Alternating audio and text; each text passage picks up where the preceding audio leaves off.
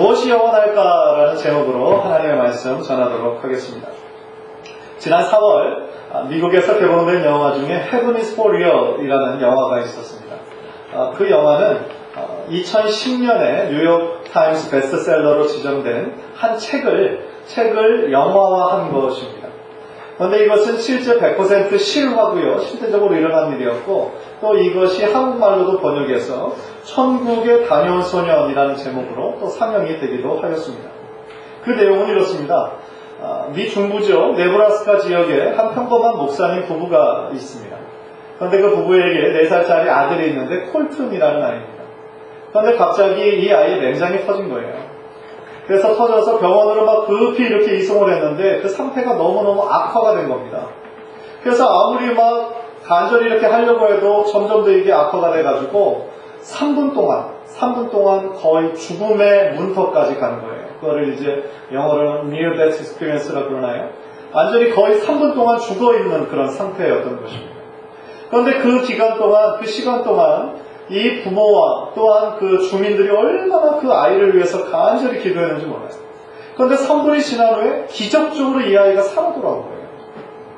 그래서 하나님께 정말 감사하면서 그 아이가 정말 살아 돌아온 것으로 인해서 온 주민들이 함께 기뻐했는데, 그런데 이 아이가 이제 완전히 회복이 된 이후에요. 무슨 얘기를 하냐면 그 부모에게 자신이 천국을 갔다 왔다는 얘기를 하는 거예요. 그래서 이제 무슨 얘기를 해주냐면 자기의 영혼이 육체랑 이렇게 분리된 것을 자기가 보았고, 자기가 병원에서 누워있는 것을 보았고, 자기를 위해서 정말 애타게 기도하는 부모들의 모습을 봤다는 거예요. 그런데 이 아버지가 목사님인데 제일 처음에는 그 이야기를 믿지 않았어요. 왜냐하면 이 아이가 주일학교 때 들었던 어떤 천국에 대한 이야기 혹은 성경책을 통해서 읽었던 그 이야기가 그 갑자기 아팠을 때 그 경험과 이렇게 합쳐져서 얘기하는 거였겠니? 라고 생각을 한 거예요. 그런데 이 이야기를 들어보니까 아니에요. 진짜로 천국을 갔다 왔어요. 진짜로 예수님을 만났다는 거예요. 그래서 그 증거가 이 아이에게 한 번도 얘기해주지 않았던 일이 있었어요. 그게 뭐냐면 이 아이의 4살짜리 콜튼의 누나가 있었는데 유산이 됐어요. 그래서 그 존재에 대해서 아예 이야기조차 하지 않았는데 이 콜튼이 천국에 가 있는 동안 자기의 누나를 만난다는 거예요. 깜짝 놀라는 거죠. 이 부모가 한 번도 얘기한 적이 없는 거예요. 그리고 또 무슨 얘기를 하냐면 자신의 증조 할아버지, 이 콜튼이 태어나기 30년 전에 이미 돌아가신 그 증조 할아버지를 자기가 만났는데 그 증조 할아버지의 그 얼굴 생김새와 그 모양을 또 이렇게 묘사하는 거예요. 사진도 본 적이 없는데. 그런데 그 모양이 너무 똑같고 그것을 보여주니까 막 하고 이분을 내가 만났다. 그러니까 뭐예요? 이것이 거짓말이 아니고 지어낸 얘기가 아니고 진짜로 천국에서 그분들을 만나고 온 거예요. 그리고 자기가 예수님을 만났다고 했는데 이것이 또 미국 다른 지역, 전혀 떨어진 지역에서 어느 한 아이도 동일한 그런 비슷한 경험을 통해서 거의 죽었었는데 그때 꿈속 그 속에서 만난 그 예수님을 그림이 있는데 이 그림을 아이가 보더니 내가 만난 분이 이분이다. 그러니까 그것을 통해서 정말 이 부모만 놀랄 뿐만 아니라 그 지역 전체가 깜짝 놀라는 그런 일이 발생했다고 합니다. 그런데 참 아이러니한 것은 뭐냐면 그 아이가 천국에 대해서 이야기하고 또 목사님이 그것에 대해서 이제 교회에서 이야기하니까 어떻게 보면 좀 그것에 대해 불신하는 그룹들이 생기더라고요. 사실 그것도 이해가 되는 것이 우리가 자기가 천국에 갔다 왔다고 하면서 그것을 막 선전하고 다녔는데 나중에 알고 보니까 그것이 거짓인 경우가 종종 있었잖아요. 또 어떤 신학자들이 그 아이 콜튼이 본 어떤 천국의 모습은 성경적이지 않다라고 또 이야기하는 부분도 있고요. 하여간 중요한 것은 뭐냐면 이 4살짜리 아이가 거짓말하는 것은 아니고 적어도 천국이 실제로 존재한다라는 사실이죠. 그러니까 천국이 정말 존재하는지 존재하지 않는지 그것에 대해서 의심하는 이 불신자들이 생각할 때에 그 책과 그 영화로 인해서 야 정말 천국이 존재하는 것이구나 라고만 생각하게 됐다고 해도 그것으로 충분하다라는 생각이 들었습니다. 또 우리 믿는 우리들에게는 사실 매일매일 이렇게 바쁜 이민생활을 살아가면서 천국을 향한 소망을 가지고 살아가기보다 오히려 참 눈에 보이는 이 바쁜 세상에 침몰돼서 살아가는 우리들의 모습이 있는데 다시 한번 이런 내용을 보면서 하나님께서 이 아이를 만나주신 것처럼 또 우리도 천국에 가서 예수님을 만날 것이구나 라고 하는 어떤 소망의 확신을 준다라는 데에서 또 이야기는 우리들에게 큰 감명을 주는 것 같습니다. 사실 그렇잖아요. 사후의 세계, 우리들 죽음 이후의 세계를 믿지 않는 사람들이 거의 대부분입니다. 불신자들은 천국과 지옥을 얘기는 하지만 그것을 믿지는 않죠. 그러기에 저들에게는 눈에 보이는 이 육체적인 인생이 끝인 거예요. 그러니까 눈에 보이는 인생이 전부니까 여기에 포커스하며 사는 거죠.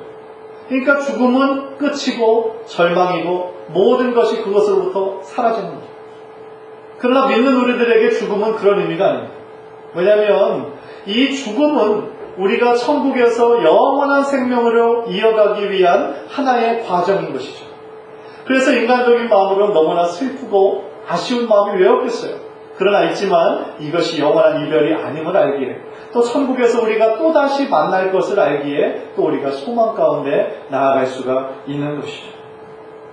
그래서 제가 오늘 여러분들과 함께 나누고 싶은 이야기는 천국이 존재하느냐 존재하지 않느냐, 그리고 천국의 모습이 이렇네 저렇네, 그런 것을 말씀하고 싶은 것이 아니라 제가 가진 질문은 바로 이거예요. 우리의 어떻게 보면 천국에서의 삶은 우리가 100% 확신하고 있는데 과연 이 땅의 삶과 천국에서의 삶과 어떤 연결되는 것이 혹시 있지 않을까? 만약에 전혀 연결되는 것이 없이 완전히 다른 시작이라고 한다면 지금 우리들의 이 인생에 우리가 포커스하며 살아가야 될 것은 무엇일까라는 것이죠. 그런데 성경에서 그것에 대해서 아주 자세한 이야기를 하고 있지는 않지만 그 천국에서의 삶과 지금 이곳에서의 신앙의 삶과 분명히 연결되는 고리가 있다는 것이죠. 그래서 오늘 설교 제목을 제가 무엇이 영원할까 했는데 더 좋은 제목은 무엇이 영원과 연결될까? 그것이 더 좋은 제목인 것 같습니다. 오늘 본문인 고린도서 4장 18절 말씀에 이렇게 말씀하죠. 보이는 것은 잠깐이요 보이지 않는 것은 영원함이니라. 눈에 보이는 이 세상 70, 80, 더 나아가 90, 우리가 그런 인생을 살아간다 할지라도 영원이라는 시간, 영원이라는 관점에서 볼 때 우리들의 인생은 너무 잠깐이라는 거죠. 따라서 우리가 정말 포커스해야 되고 집중해야 되는 그런 삶은 잠깐이니 인생이 아니라 영원과 이어지는 그 삶에 우리가 포커스해야 되지 않겠느냐는 것입니다. 물론 우리 인생이 소중한 이유는 하나님께서 우리의 일을 허락하셨기 때문일 뿐만 아니라 우리들에게 이루라고 주신 아름다운 소명이 있기 때문이죠. 그렇지만 이 인생, 눈에 보이는 인생은 우리가 언젠가 떠날 인생, 나그네 인생이라는 것입니다. 우리들의 본향은 천국이라는 것이죠. 그렇다면 오늘 우리 인생에 있어서 과연 천국에서 무엇과 연결될까요? 제가 탈보신학교에서 공부할 때에 두 분의 교수님이 계셨는데 클라우스 이슬러라고 하는 교수님과 J.P. 모럴랜 하는 교수님이 무슨 책을 쓰셨냐면 The Lost Virtue of Happiness라는 책을 쓰셨어요. 그 책에 저의 가진 그 질문에 대한 약간의 답이 있습니다. 그래서 그분의 인사이트를 함께 제가 제공하면서 또 저의 설명을 덧붙여서 오늘 말씀을 나눌 때에 정말 우리들에게 주시는 하나님의 그 크신 은혜와 천국을 향한 새로운 소망이 생기게 되는 귀한 은혜의 시간 되시기를 간절히 축원합니다. 첫 번째로 관계가 이 세상에서의 삶과 천국에서의 삶과 분명히 이어질 것입니다. 무엇보다도 하나님과 우리의 관계는 계속 지속될 것입니다. 천국에 가서도 우리는 계속하여 하나님을 알아갈 것입니다. 천국에 가서도 하나님과의 깊이 있는 그 교제가 계속되어질 것입니다. 사실 이 눈에 보이는 인생에서 하나님과의 관계가 전혀 없는 사람, 하나님을 모르는 사람들이 천국에 갈 수는 없겠지요. 그것은 불가능하겠지요. 그러나 우리가 하나님을 알고 하나님을 믿고는 있다 하지만 우리가 주님을 알아가기에 또 주님과 교제하기에 게을렀다면, 우리가 그것을 소홀하게 생각했다면 분명히 천국에서 하나님과 만나고 하나님과 교제하는 것의 그 깊이는 당연히 피상적일 수밖에 없을 것입니다. 그런 면에서 예수님께서 우리들에게 가장 큰 계명이라고 말씀해 주신 그 의미를 다시 한번 우리가 우리들 마음 가운데 붙잡을 수 있어요. 가장 큰 계명이 뭐라고 말씀하십니까? 내 마음을 다하고 목숨을 다하고 뜻을 다하여 주 너의 하나님을 사랑하라 말씀하셨습니다. 우리들의 온 마음과 정성을 다해 하나님을 사랑하는 것. 관계적인 언어입니다. 그래서 우리들의 삶 가운데 가장 중요하고 가장 본질적인 것은 우리들의 하나님을 우리들의 마음과 중심을 다해 사랑하는 것입니다. 하나님과의 사귐은 마치 우리가 가장 친한 친구를 사귀는 그런 과정처럼 한순간에 이루어지지 않습니다. 시간이 걸린다는 것이죠. 여러분들 그렇잖아요. 여러분들의 인생에 가장 소중한 친구를 떠올려 보세요. 20년, 30년, 40년 함께한 그런 친구, 함께했던 시간, 그런 것들 때문에 지금의 친밀한 관계가 형성이 된 것입니다. 마찬가지입니다. 사귐과 교제라는 측면에서는 하나님과의 교제도 똑같습니다. 한순간에 우리가 예수님을 믿음으로 말미암아 하나님과의 깊이 있는 만남이 이루어지지 않는다는 것이죠. 계속 하나님과의 교제와 하나님과의 깊이는 디벨롭해야 된다는 것이죠. 계속 우리가 하나님께 가까이 나아가려는 노력이 있어야 된다는 것이죠. 야고보서 4장 8절에 하나님을 가까이 하라 그리하면 너희를 가까이 하시리라 말씀하십니다. 무슨 이야기입니까? 우리가 하나님을 가까이 하려는 우리들의 노력이 있어야 된다는 얘기죠. 우리가 하나님을 찾지도 않은 채 하나님의 이름을 부르지도 않은 채 그냥 내가 가장 필요할 때, 내가 가장 외롭고 슬플 때 하나님께서 알아서 찾아와 주셔서 나를 도와주세요 라고 하는 것은 그것은 참된 신앙이 아니죠. 우리들의 이기적인 마음인 것이죠. 우리가 우리들의 인생에 어떤 때든지 하나님을 부지런히 찾고 하나님의 임재 가운데로 나아갈 때에 하나님께서 우리를 더욱더 가깝게 해주신다라는 것입니다. 마찬가지입니다. 그래서 이미 성경에서는 하나님께서는 분명히 우리가 하나님께 어떻게 더 가까이 나오고 어떻게 그 관계의 깊이를 할 수 있는 것인지 이미 말씀해 주셨어요. 이 말씀은 이 성경으로 우리들에게 이미 계시해 주셨습니다. 그래서 말씀이 죽은 문자가 아니라 하나님이라는 것을 우리가 깨닫고 이 말씀을 소중하게 생각하며 이 말씀에 지켜진 대로 하나님에 대해서 알아가면 알아갈수록 우리와 하나님과의 관계가 더욱더 친밀해질 수 있다는 사실입니다. 하나님과의 관계뿐 아니라 우리 성도 간의 관계도 영원으로 이어질 것입니다. 물론 그 나라에는 목사도 없고 장로도 없고 집사도 없고 평신도에 어떤 구분이 없을 것입니다. 그 나라에서는 다 한 형제요 자매요 한 가족일 것입니다. 그러나 가장 큰 계명을 예수님께서 설명해 주실 때 너희의 온 마음과 정성을 다하여 하나님을 사랑하라. 이것이 첫째 되는 계명이요. 둘째 되는 계명은 뭐라고 말씀하셨죠? 내 이웃을 내 몸과 같이 사랑하라 그러셨습니다. 분명히 성도의 친밀한 교제를 예수님께서는 두 번째로 큰 계명이다라고 말씀하시고 명령하셨습니다. 따라서 우리들 성도 간의 교제도 분명히 그냥 이 시대, 눈에 보이는 이 시간으로 끝나지 않을 것입니다. 이 성도 간의 관계도 영원 속으로 지속될 것입니다. 그런 면에서 바울 서신을 다시 한번 읽으면 서로 돌아보라, 서로 도우라, 서로를 위해서 기도하라, 서로 용납하라 라고 명령하신 one another phrase가 얼마나 많은지 모릅니다. 특별히 그 one another phrase 중에 서로 인사하라, 서로 도와라, 어떻게 보면 깊이가 없는 관계라도 가능한 명령도 있는 반면에 또 어떤 명령에서는 서로 용서하라, 서로의 죄를 구하며 서로 기도하라, 서로 용납하라, 그런 구절들도 있습니다. 그러면 그런 구절들은 우리들의 그 깊이 있는 만남과 관계가 형성되지 않았을 때는 불가능한 명령인 것이죠. 그러니까 하나님께서 그 명령을 서로 돌아보고 서로의 죄를 서로 고하고 기도하고 이 말씀은 우리에게 허락하신, 우리들에게 만나게 해주신 이 귀한 성도 간의 만남도 우리가 계속하며 디벨롭해야 한다는 하나님의 귀한 명령으로 우리는 받을 수 있는 것입니다. 사실 우리 눈에 보이는 형제 자매들을 우리들의 마음을 다해 사랑하지 못한다면 보이지 않는 하나님을 어떻게 사랑할 수가 있겠습니까? 관계와 그 깊이 있는 만남은 하나님과의 만남과 우리 성도 간의 관계의 원리가 똑같습니다. 요한일서 4장 20절에 우리 화면을 보면서 우리 다 함께 한번 읽을까요? 시작. 누구든지 하나님을 사랑하거나 하고 그 형제를 미워하면 이는 거짓말하는 자니 보는 바 그 형제를 사랑하지 아니하는 자가 보지 못하는 바 하나님을 사랑할 수가 없는 겁니다. 맞습니다.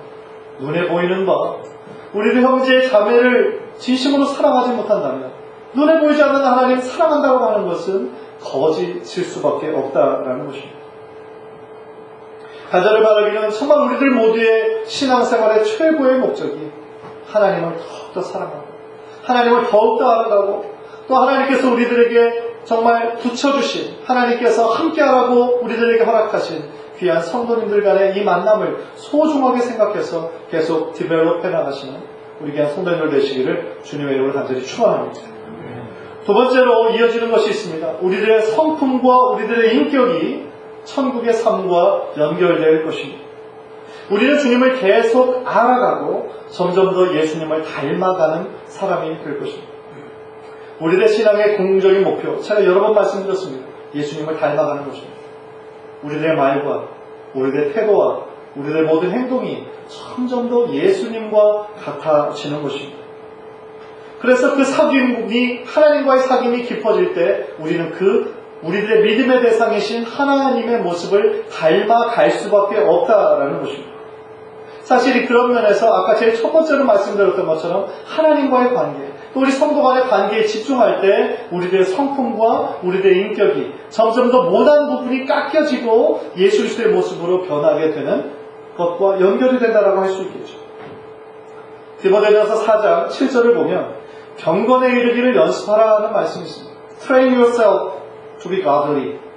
그 이유가 바로 8절에 이어지는데 육체의 연습은 약간의 유익이 있으나 경건은 범사에 유익하니 금생과 내생에 약속이 있느니라 라고 말씀합니다. 육체의 연습이 쓸모없다라고 성경은 말하고 있지 않습니다. 육체의 연습은 유익합니다. 정말 여러분들 주변에 운동하는 사람들, 국가대표들 운동하는 거 정말 한번 옆에서 지켜보십시오. 목숨 걸고 합니다. 올림픽을 위해서, 아시안게임을 위해서, 어떤 게임을 위해서 정말 어떤 체급이 있는 그런 사람들은 그 몸무게를 조절하기 위해서 얼마나 피땀 흘린 절제와 자기 노력을 하는지 모릅니다. 끊임없는 연습입니다. 하루도 쉬지 않습니다. 또 주변에 음악하는 사람들, 아트하는 사람들을 한번 보십시오. 정말 하루도 빠짐없이 연습합니다. 제 바로 윗 형이 음악을 하는 형이 있습니다. 제가 그 전에 한번 옆에서 지켜보니까 이 피아노를 치는 연습을 하루도 빠지지 않고 8시간 이상씩 연습을 하더라고요. 아무리 더운 여름, 아무리 추운 겨울 하루도 빠짐없이 합니다. 하루라도 쉬면 이것이 좀 다르답니다. 하는 것이. 그래서 그때 정말 음악하는 것도 이게 너무나 힘든 것이구나. 그때 바라볼 수가 있었어요. 그렇습니다. 우리가 어느 정도 어느 분야든지 어느 단계에 이르기 위해서는 피땀 흘린 노력과 피땀 흘린 훈련과 연습이 필요합니다. 필요 없다는 것이 아니에요. 그러나 이 말씀은 우리들에게 뭐라고 말씀하십니까? 경건에 이르기를 연습하라 말씀하십니다. 그런데 그 이유가 이것이 눈에 보이는 우리들의 인생뿐만 아니라 장차 올 내 생에도 life to come에도 하나님의 promise, 하나님의 약속이 있다는 것이죠. 유익보다 더 큰 하나님의 약속과 하나님의 축복이 있다는 것입니다. 어떤 것이 경건에 이르는 훈련을 할 때. 우리 귀한 성도님들은 정말 경건에 이르기 위해서 또 하나님을 닮아가기 위해서 여러분들은 어떤 노력을 하고 계십니까? 어떤 분들은 이렇게 말씀할지도 모르겠어요. 그냥 예수 믿어서 천국만 가면 되지 그렇게 열심히 뭘 해야 되냐, 뭘 이렇게 자꾸 부담을 주냐. 그러나 그렇지 않습니다. 우리가 지금 이 세상에 포커스하는 삶이 아니라 우리가 장차 누릴 이 킹덤의 삶에 포커스하며 살아갈 이유가 있어요.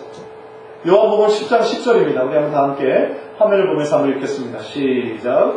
도적이 오는 것은 도적질하고 죽이고 멸망시키려는 것뿐이요 내가 온 것은 양으로 생명을 얻게 하고 더 풍성히 얻게 하려는 것이다.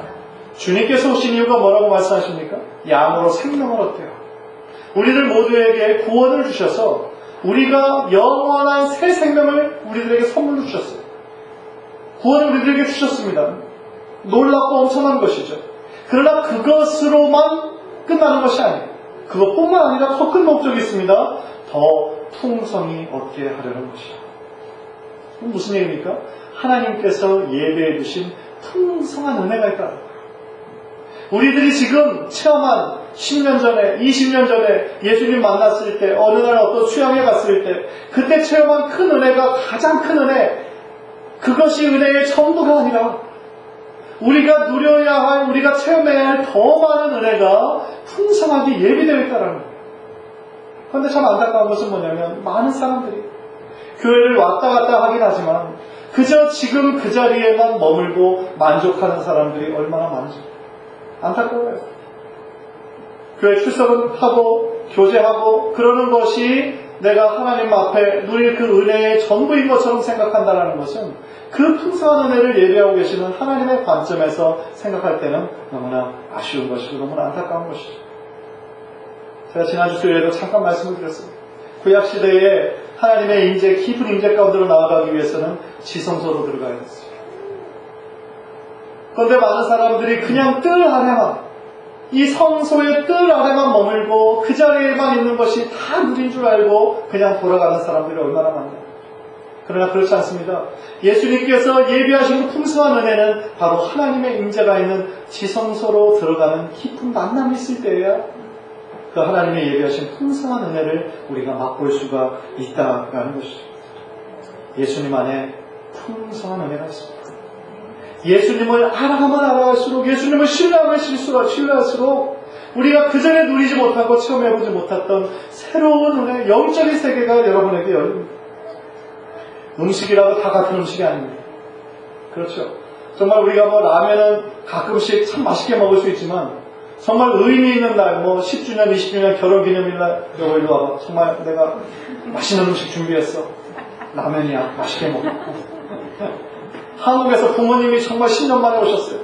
그러면 아버님 여기 와보세요. 제가 정말 잘하는 집 모시고 갈게요. 떡볶이. 물론 가끔씩 그럴 수도 있겠죠. 그러나 음식이라고 다 같은 음식이 아니에요. 그죠? 정말 의미 있고 축복이 넘치는 날은 우리가 그날만큼은 좀 더 좋은 레스토랑, 좋은 음식 함께 먹고 함께 대접하고 싶은 것이 우리들의 마음이에요. 음식이라고 다 같은 음식이 아니듯이 은혜라고 해서 다 같은 은혜가. 우리가 지금 누리고 체험하는 은혜도 너무나 귀한 은혜지만 예수님께서 오신 목적, 더 풍성한 은혜를 우리들에게 주시기 위해 그 풍성한 은혜가 예비되어 있다면 그것이 정말 어떠한 은혜일지 궁금하지 않습니까? 그 어떤 은혜일지 정말 기대가 되지 않습니까?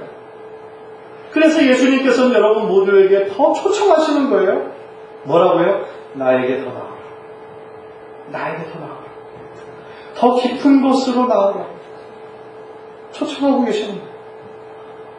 간절히 바라기는 예수님의 그 초청에 여러분들 믿음으로 응답하셨으면 좋겠어요. 지금 머물고 있는 은혜의 자리보다 더 깊은 은혜의 강, 더 깊은 은혜의 강가로 나아가신 우리 성도님들 되시기를 주님의 이름으로 간절히 축원합니다. 마지막으로 우리들의 삶과 죽음 이후에 연결될 것이 또 하나 있습니다. 우리들의 착한 행실인데요. 특별히 영혼을 구원해내는 일이에요. 마태복음 25장에 달란트의 비유가 나옵니다. 그 달란트의 비유 이야기 잘 아시죠? 한 주인이 먼 곳으로 떠나게 됐는데 그의 세금을 불러서 5달란트, 2달란트, 1달란트를 맡깁니다. 그런데 그 5달란트 받은 사람과 2달란트 받은 사람은 그것으로 열심히 장사해서 2배의 이윤을 남깁니다. 그런데 제일 그 1달란트 받은 사람은 그 주인이 두려워서 그것을 땅에다 묻어놓죠. 그냥 그것만 그대로 두려고. 그랬더니 돌아와서 그것을 정산하는 날에 5달란트, 2달란트 그 정말 열심히 충성한 그 종에게 그 주인이 아주 동일하게 한자도 틀리지 않고 동일하게 축복해 주십니다. 그것이 마태복음 25장 11절인데요. 화면을 보십시오. 제가 한번 읽겠습니다. 잘하였도다 착하고 충성된 종아, 네가 작은 일에 충성하였음에 내가 많은 것으로 내게 맡기리니 내 주인의 즐거움에 참여할지어다. 똑같아요. 5달란트 남긴 사람과 2달란트 남긴 사람과 이 주신 약속의 말씀이 한자도 틀리지 않고 똑같습니다. 무슨 얘기입니까? 우리가 작은 일에 충성할 것. 우리들에게 맡겨주신 그 일에 우리가 최선을 다하여 열매를 맺어드리려고 노력할 때에 하나님께서 분명히 칭찬해 주시고 미래형으로 약속해 주신 것이 있어요. 그게 뭐냐면 내가 내게 더 많은 것으로 맡기겠다. 그리고 네가 나와 이제 영원한 즐거움에 함께 참여할 것이다. 우리들에게 말씀해 주고 계신 거죠. 무슨 얘기입니까? 하나님께서는 우리들의 이 선한 행실을 기억하신다는 거예요.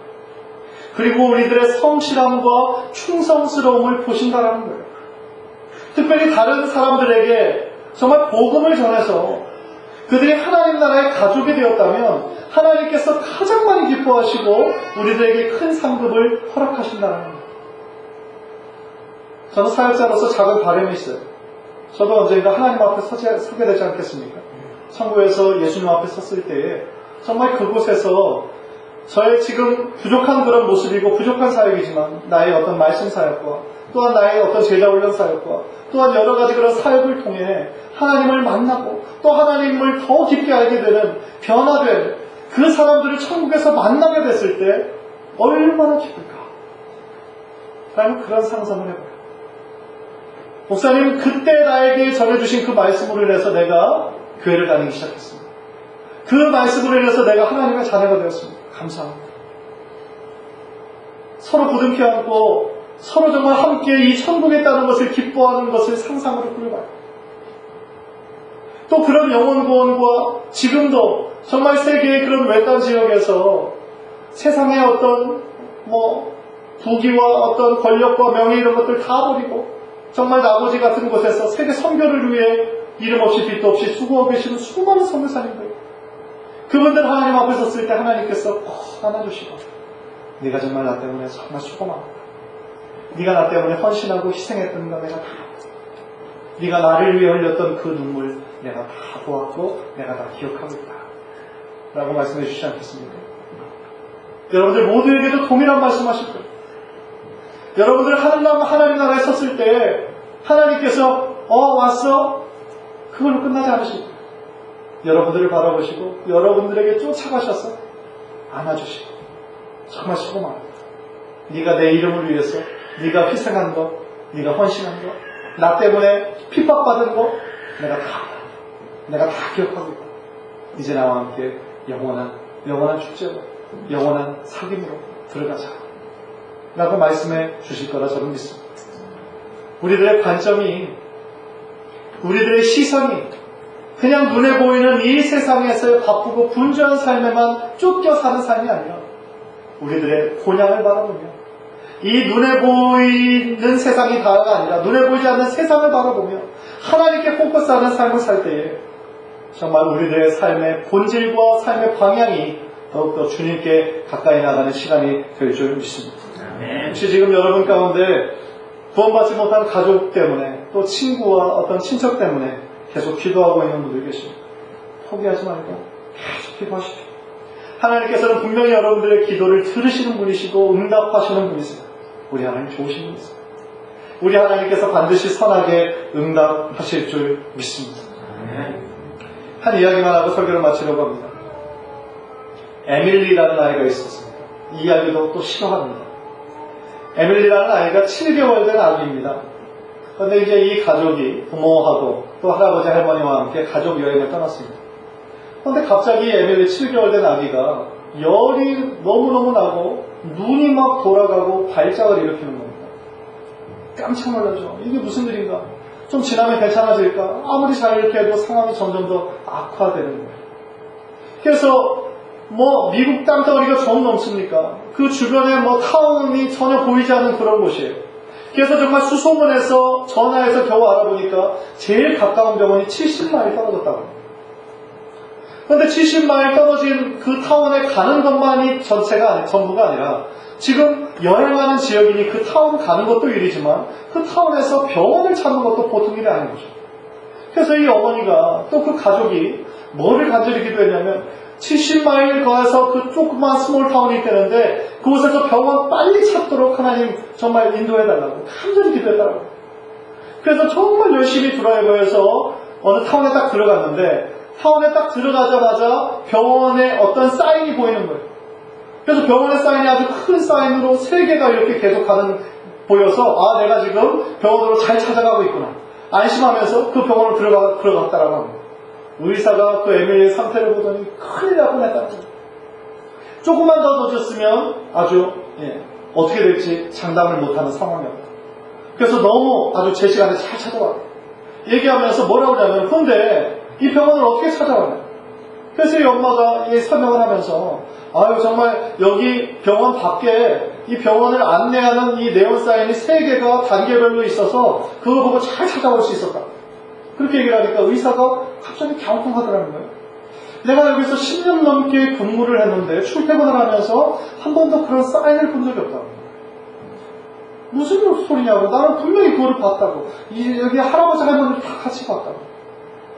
그래서 그 이야기가 너무 이해해서 이 부모와 그 할아버지 할머니가 같이 그 병원 밖으로 한번 다시 역으로 한번 쫓아가 봤더라고요. 그런데 쫓아가 보니까 그 가르치던 사인이 하나도 없더라는 거예요. 무슨 얘기입니까? 정말 그 에밀리를 위해서 하나님 앞에 간절히 기도하고 이 병원을 꼭 차려야 된다고 하나님 앞에 간절히 기도했을 때 하나님께서 어떤 그 사인을 보여주신 거예요. 그것도 3개나 큰 사인, 선명한 사인을 보여주셔서 이 아이가 정말 죽지 않고 생명으로 이어질 수 있도록 또 이 가족이 하나님을 더욱더 체험할 수 있도록 하나님께서 특별한 기적으로 보여주셨다는 거죠. 거짓말 안 해요, 진짜. 여러분들 정말 그럴까라는 표정으로 들었어요. 무슨 얘기냐면요, 우리가 지금 살아가는 이 세상에는 2가지의 세상이 있어요. 눈에 보이는 세상, 이 피지컬한 이 월드가 있죠. 그리고 또 하나의 세상이 존재해요. 인비저블 월드. 눈에 보이지 않는 세상이 존재하죠. 그런데 눈에 보이지 않는 세상은 믿음으로 구원받은 자들에게만 보여요. 아직 이 세상 사람들은 눈에 보이는 세상에만 집중하며 살 수밖에 없어요. 그러나 우리가 하나님을 믿으면 이 눈에 보이는 것이 전체가 아니라 눈에 보이는 것은 잠깐이에요. 눈에 보이지 않는 킹덤을 바라보며 눈에 보이지 않는 그 천국의 삶을 바라보며 우리가 살아갈 수가 있다라는 것이죠. 정말 간절히 바라기는 이 눈에 보이는 잠깐의 세상에 우리들의 모든 마음을 빼앗기지 마시고 보이지는 않지만 영원히 존재하신 그 하나님의 나라에 포커스하며 정말 하나님께 더 가까이 나아가도록 노력하시는 우리 성도님들 모두 되시기를 주님의 이름으로 간절히 축원합니다. 기도하겠습니다.